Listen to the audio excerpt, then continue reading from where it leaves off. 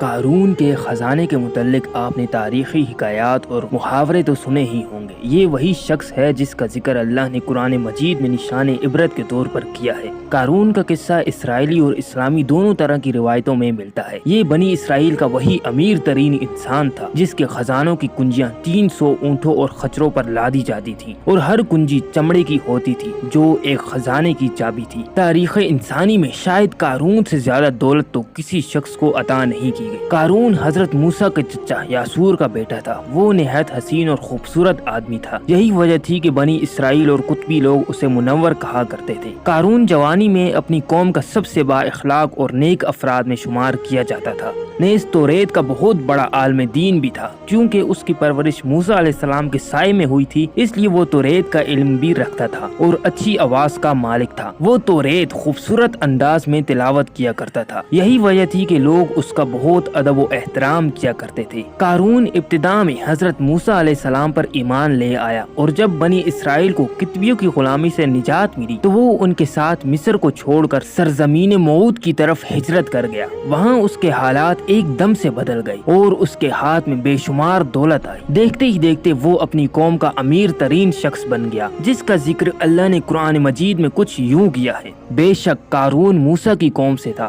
پھر اس نے ایک قوم پر زیادتی کی اور ہم نے اس کو اتنے خزانے دیے اور جن کی کنجیاں اٹھانا ایک طاقتور جماعت پر بھاری تھی۔ ایک جگہ فرمایا، جب اسے اس کی قوم نے کہا اعتراؤ نہیں، بے شک اللہ اعترانے والوں کو پسند نہیں کرتا، اور جو مال تجھے اللہ نے دیا ہے اس کے ذریعے آخرت کا گھر طلب کر اور دنیا سے اپنا حصہ نہ بھول اور احسان کر جیسے اللہ نے تجھ پر احسان کیا، اور زمین میں فساد نہ کر، بے شک اللہ فسادیوں کو پسند نہیں کرتا۔ جب زکوٰۃ کا حکم نازل ہوا اور حضرت موسیٰ نے اس سے عہد لیا تو اس نے یہ وعدہ کیا تھا کہ اپنے مال کا 1000واں حصہ زکوٰۃ نکالے گا۔ جب اس نے اپنے مال کا حساب لگایا تو ایک بہت بڑی رقم زکوٰۃ کی نکلی، لہٰذا اس کے دل میں حرص اور لالچ پیدا ہو گئی اور وہ زکوٰۃ کا منکر ہو گیا۔ اس نے ایک گندی چال چلی۔ اس نے بنی اسرائیل میں سے ایک گروہ کو جو اس کی حمایتی تھے جمع کیا اور کہا، اے بنی اسرائیل، موسیٰ نے ہمیں بہت سارے امور کا حکم دیا جس پر تم لوگوں نے اس کی پیروی کی۔ اب وہ تم سے تمہارا مال بھی لینا چاہتا ہے۔ فلاں فاحشہ عورت کو لے کر آؤ تاکہ اسے کچھ پیسے دے کر موسیٰ کو بدکار ثابت کیا جا سکے۔ قارون نے اپنی قوم کے لوگوں کو جمع کیا اور حضرت موسیٰ علیہ السلام سے پوچھا کہ زنا کی کیا سزا ہے؟ حضرت موسیٰ علیہ السلام نے کہا، جو بھی زنا کرے حالانکہ اس کی بیوی بھی ہو تو اسے سنسار کیا جائے یہاں تک کہ وہ مر جائے۔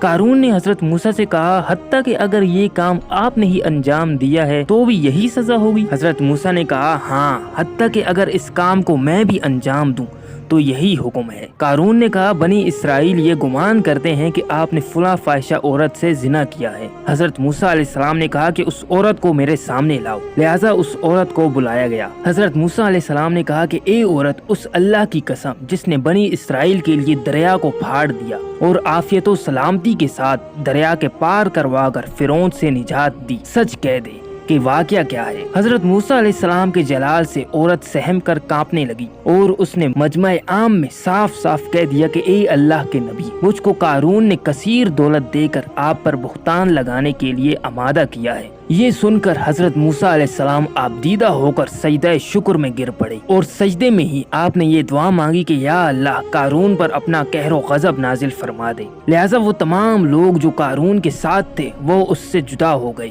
موسیٰ علیہ السلام نے اللہ کے اذن سے زمین کو حکم دیا کہ اسے نگل لے، تو زمین پھٹ پڑی اور قارون اور اس کے پیروکار اس میں دسنے لگے، اور دیکھتے ہی دیکھتے قارون، اس کا مکان اور اس کا خزانہ سب اس زمین میں دس گیا۔ جب یہ زمین میں نابود ہو گئے تو زمین کا شگاف دوبارہ بند ہو گیا۔ قارون کی اس دولت کے متعلق بہت سارے تاریخی حکایات نقل کی گئی ہیں اور تا قیامت قارون اور اس کا خزانہ تمام انسانیت کے لیے نشان عبرت بنا رہے گا۔